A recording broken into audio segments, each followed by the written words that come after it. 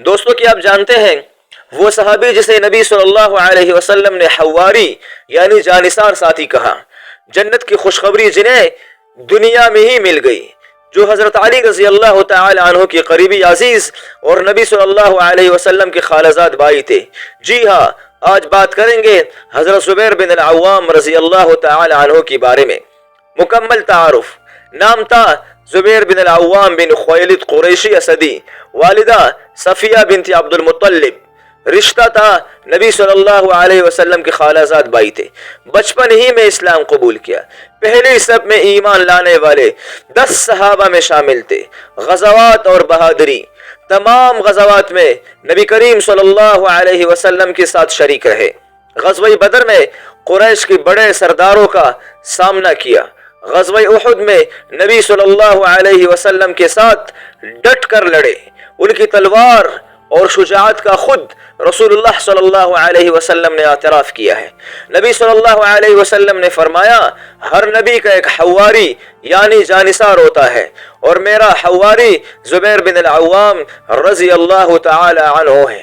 سادگی اور سخاوت: بہت بڑے تاجر اور مالدار ہونے کے باوجود انتہائی سادہ زندگی، مال جمع کیا مگر دل دنیا سے الگ رکھا۔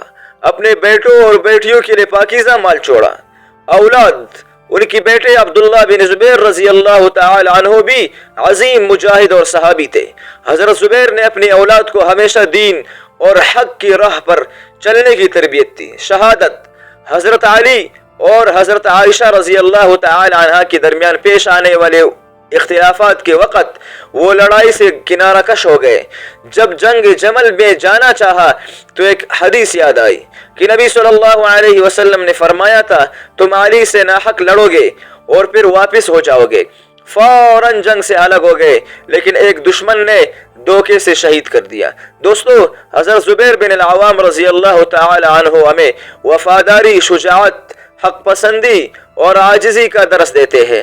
وہ مثال ہے ان صحابہ کی جو دنیا میں جیتے ہوئے بھی آخرت کی فکر رکھتے تھے۔ اے اللہ ہمیں حضرت زبیر رضی اللہ تعالی عنہ جیسے جانثار، حق کے سادی اور وفادار بننے کی توفیق عطا فرما، آمین یا رب العالمین۔ اب اگر آپ کو حضرت زبیر بن عوام رضی اللہ تعالی عنہ کی سچی اور ایمان افروز داستان دل کو لگی ہو تو ویڈیو کو لائک کرے، شیئر کرے اور چینل کو سبسکرائب کرنا نہ بھولیے۔ جزاک اللہ خیرہ۔